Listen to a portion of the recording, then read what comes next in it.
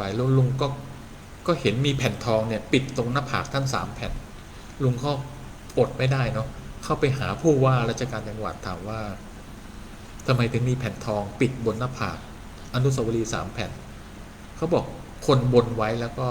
ประสบความสำเร็จเลยมาขออนุญาตปิดแผ่นทอง3 แผ่นบนหน้าผากซึ่งบุคคลที่เป็นบุคคลที่เคารพรักเป็นที่บูชาเบื้องสูงเนี่ยเราไม่ควรทำอย่างนั้นลุงก็เลยถามว่าถ้าลุงอธิษฐานแล้วเนาะแล้วหันอนุสาวรีย์ไปทางทิศอื่นท่านยอมไหมปรากฏแกโกรธลุงนะอ่ะก็เรื่องนี้ก็ปะทะก็หายกันไปปรากฏอีกวันหนึ่งผ่านไปอีกพอดีลุงไปทำงานอีกจังหวัดหนึ่งเนาะนั่งรถผ่านบ่อยเห็นพวงมาลัยครับคล้องคออนุสาวรีย์ลุงก็ไปถามผู้ว่าตกลงผู้ที่เป็นอนุสาวรีย์พวกนี้เป็นบุคคลสำคัญหรือเป็นนักร้องมันต่างกันไหมเห็นไหมความปรารถนาการสื่อความหมายมันต่างกันทั้งสิ้นเลยเพราะนั้นคนที่เป็นบุคคลที่เคารพรักเป็นผู้อยู่เบื้องสูงที่ถูกคนยกย่องมาเนี่ยเราต้องสักการะตามประเพณีของเราเนาะเพราะนั้นความเชื่อเรื่องนี้มันทำให้อนุสาวรีย์สง่างามนะครับจึงมีวิธีการออกแบบของกรมศิลปากรที่ชัดเจนเลยจะต้องใช้นักภูมิทัศน์นักประวัติศาสตร์ประติมากรรมนักจิตรกรรมนะครับอีกหลายท่านโดยที่1 เดือนท่านจะมาตรวจงานสำหรับคนที่เสนองานผ่านกรมศิลป์เนี่ย1 ครั้งหรือ2 ครั้งเท่านั้นเองเพราะนั้นจะถูกกำหนดโดยวิธีรูปแบบของทางด้านศิลปะที่ชัดเจนนะครับ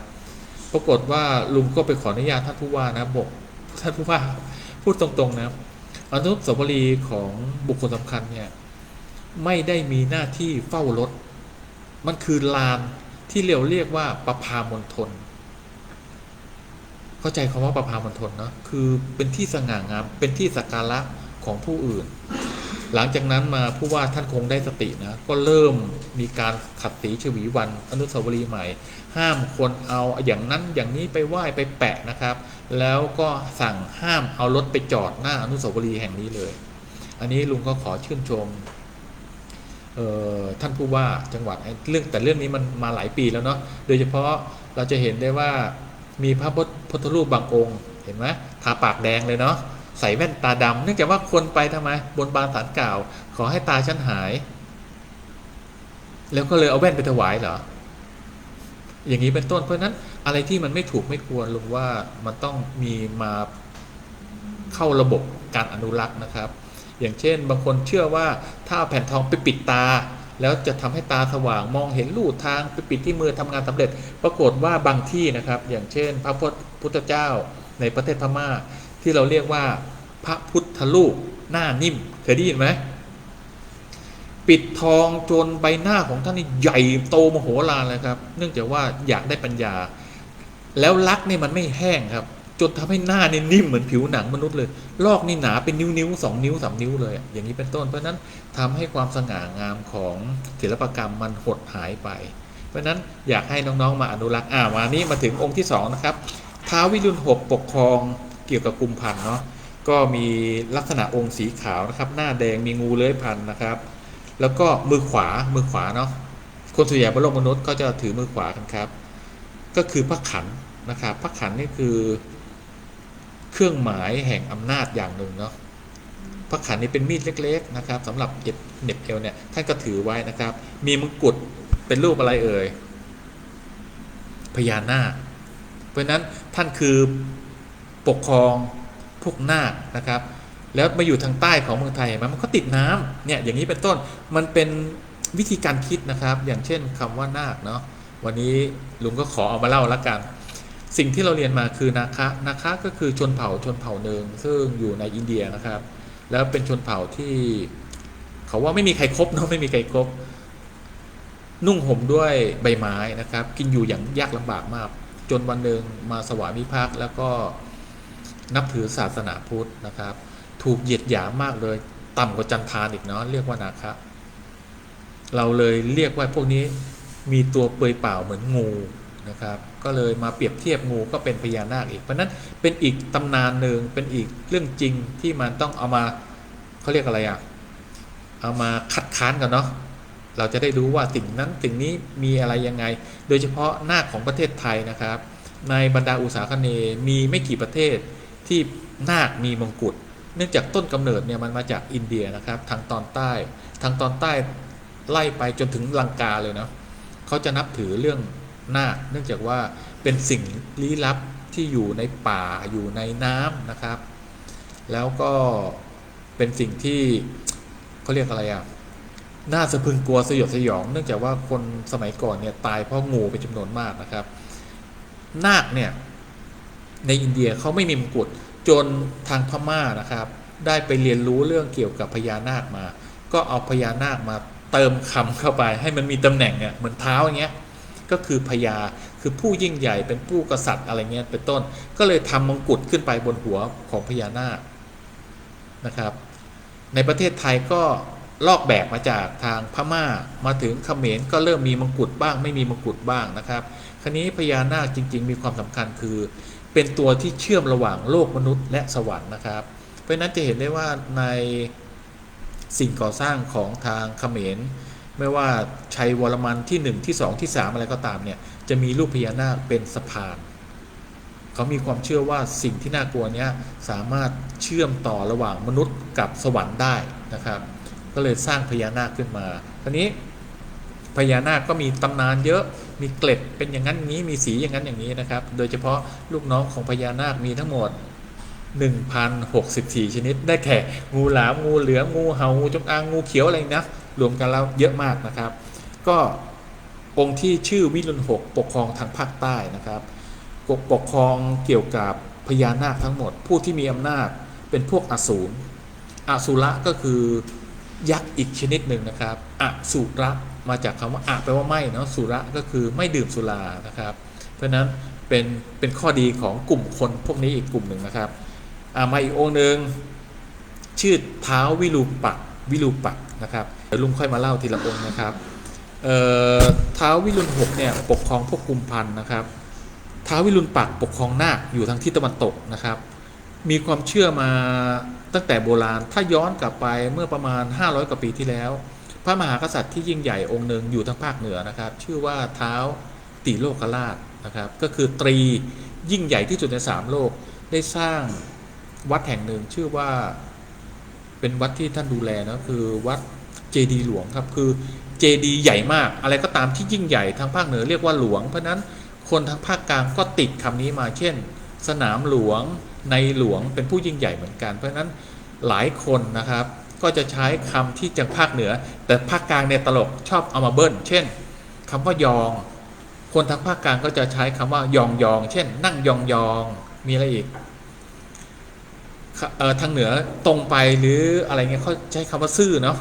คนภาคกลางก็ซื่อแล้วก็มาบวกก็ตรงอีกทองคำทางภาคเหนือเรียกว่าคำคนภาคกลางก็เอาทองมาบวกอีกเพราะนั้นคนภาคกลางชอบมีสร้อยนะครับเป็นคำเบิ้ลเหมือนกันอันนี้เมื่อกี้ลุงเผลอเล่าเรื่องอะไรเนาะนั่งยองๆรู้ไหมว่าในเขตอุษาคเนย์มีท่านั่งซึ่งต่างกับยุโรปโดยสิ้นเชิงเราเรียกว่าท่านั่งยองนะครับนั่งยองคือการนำฝ่าเท้าทั้งสองฝ่าเท้าเนี่ยครับอยู่บนแผ่นดินนะครับแล้วก็งอเข่าโดยก้นเนี่ยห่างจากพื้นเล็กน้อยแล้วก็เหมือนกันหมดนะเป็นท่านั่งท่าเดียวกันหมดถ้าเราดูในประวัติศาสตร์จะเห็นได้ว่าเกิดขึ้นในสมัยพระพุทธกาลเลยมีการแกะสลักเรื่องพระที่เข้าเฝ้าพระพุทธเจ้านั่งท่ายองนะครับในเอเชียก็จะมีการนั่งท่ายองแบบนี้คล้ายๆกันแต่ในยุโรปไม่นั่งท่ายองแบบนี้นะครับเขาจะใช้ฝ่าเท้าครึ่งหนึ่งแตะพื้นอีกครึ่งหนึ่งที่เป็นส้นเท้ายกขึ้นแล้วก็เหมือนกันทั่วยุโรปเป็นท่านั่งกึ่งยองนะครับโดยเอาตัวหน้าเนี่ยโน้มไปข้างหน้าแล้วมีอีกอันนึงเราเรียกว่านั่งชันเข่าในยุโรปก็ไม่มีนั่งชันเข่าแต่ในอุษาคเนย์มีการนั่งชันเข่าเหมือนกันหมดโดยที่มีหลักฐานชัดเจนในสมัยพระเจ้าชัยวรมันที่2แกะสลักที่ปราสาทหินนะครับเป็นรูปฤาษีนั่งชันเข่าแล้วก็พนมมือนะครับ การพนมมือไหว้เนี่ยเป็นสัญลักษณ์ที่มีมานานมีน่าจะก่อนพุทธกาลจนมีรูปแกะสลักนะครับเป็นรูปพระสงฆ์ยกมือพนมไหว้พระพุทธเจ้าอย่างนี้เป็นต้นเพราะนั้นอะไรก็ตามที่มันเป็นเรื่องทางประวัติศาสตร์มันจะมีหลักฐานชัดเจนสามารถมาหักล้างได้ และประวัติศาสตร์เนี่ยสามารถเปลี่ยนแปลงได้ไหมเปลี่ยนแปลงได้เนื่องจากว่าประวัติศาสตร์คือวิทยาศาสตร์ครับมันคือการค้นพบใหม่เอามาหักล้างกันบางทีเรามีความเชื่ออย่างนั้นอย่างนี้ปรากฏมันมีหลักฐานใหม่ปัจจุบันมันมีการประมูลรูปโครงกระดูกของไดโนเสาร์แล้วพบประวัติศาสตร์ใหม่ขึ้นมาเป็นไดโนเสาร์ที่แปลกประหลาดแม้กระทั่ง